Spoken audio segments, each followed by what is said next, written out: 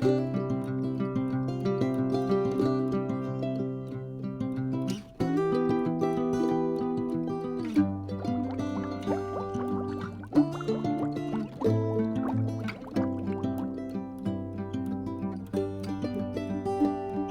for you and me, I don't know who's watching this, but for most of us, um, our tendency we go, oh yeah, we're poor, we're in ministry, or whatever.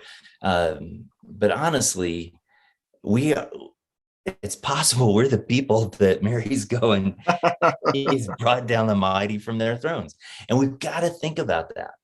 Um, to whatever degree it's true, it would vary person to person, but you and me, we are old white guys, and our people own everything, and we decide what happens and what doesn't happen, by and large. So this song of Mary is saying, hey, the other guys, they're going to get a chance. They're going to get opportunity. Yeah. I don't want to be toppled off my throne. I want to willingly submit and willingly serve and willingly recognize people in the margins, rather than have it done to me. Yeah, I love it. Frustrated God. I think of you as a guy who's given his life to helping the people in the 1040 window, or really the people in the margins from a world standpoint. And you probably could have made a lot more money if you were just looking out for number one. And so to me, you've lived this. You've lived a sacrificial life, living on support, having the great fun of raising support for much of your life, and you've done it for the sake of this vision that you got for the marginalized worldwide. I think it's interesting. A couple things. One of them, that Mary apparently has this anti-rich thing going on, or pro-poor, maybe is a better way to put it. And then you see one of her other kids, James, who just goes off on a anti-rich rant in his book, the book of James. Yeah, so this great little episode in Luke where Jesus goes back home. It's his big debut, and what happens is it's so sad. If you're trying to identify with Jesus as a human who's trying to get this thing done, he came to Nazareth, where he'd been brought up, as was his custom, which I think is interesting that Luke includes that. Jesus went to church. So he goes to the synagogue. He gets up to read, and the scroll for the prophet Isaiah was given to him. He unrolled the scroll, found the place where it was written, and he starts reading this. For the Spirit of the Lord is upon me, because he has anointed me to proclaim good news to the poor. He sent me to proclaim liberty to the captives and recovering of sight to the blind, to set at liberty those who are oppressed, to proclaim the year of the Lord's favor. He rolled up the scroll, gave it back to the attendant, and sat down, which is, you sit in that context, you sit down to then teach and expound on this. And the eyes of all in the synagogue were fixed on him. What's he going to say? And he began to say to them, today the scripture has been fulfilled in your hearing. Now, just pause there for a second and try to imagine how stunning that would have been.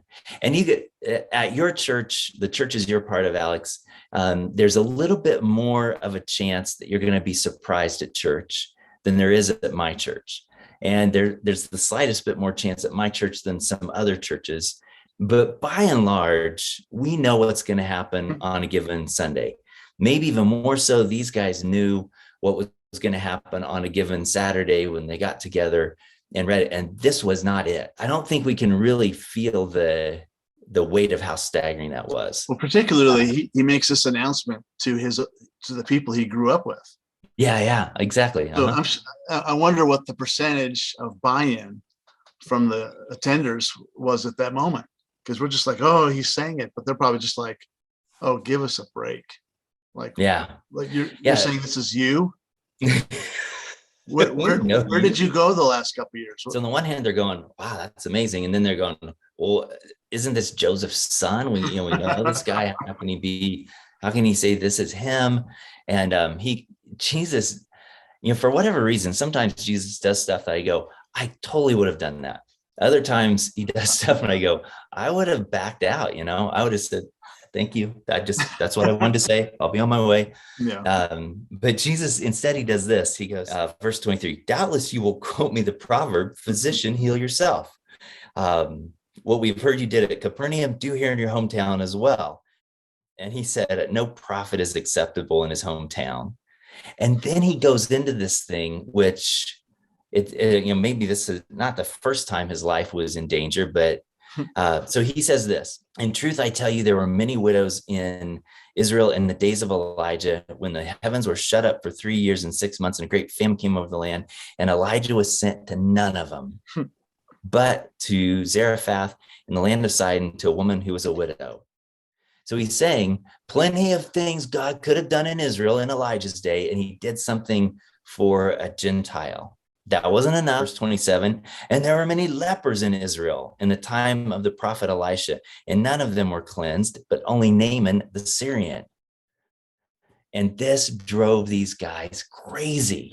What Jesus is doing is he's saying, this thing that I'm doing here, this messiahship, because it's a messianic passage from Isaiah, this messiahship is not just for us. It's not just for the Jews. It's not just for the insiders. It's for all these other people. And we see that God's thinking this way, clear back with the widow at Zarephath, clear back with Naaman the Syrian. And it lit them up, because we all want to be insiders. And we've got this whacked, broken sort of thing that wants to draw a circle of favor that includes us and doesn't include other people. It tells us in the Old Testament, if you have a false prophet, you kill him, you stone him. They take him out. They're going to throw him off the cliff at the edge of town. That we can take away from this. I love it because it's in line with my passion for Muslims to find life in Jesus, and for peoples who've yet to have the church in their midst to get it.